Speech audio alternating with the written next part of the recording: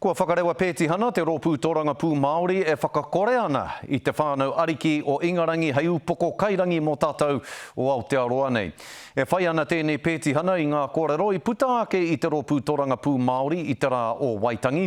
Hei tā te rōpū tōranga pū Māori me panoni tau whiro nei I te tūwā papatanga o tēnei whenua I mauria mai nei e te Pākehā kiko nei. Ara, kia tū mai ai, he pāremata Māori motuhake, he rautaki e mutu ai ngā tono raupatu engari e hoki atu anō ai te whenua ki ngā whānau, ngā hapū me ngā iwi. This is the time for us to have a mature and adult conversation about actually what does constitutional transformation look like in this country.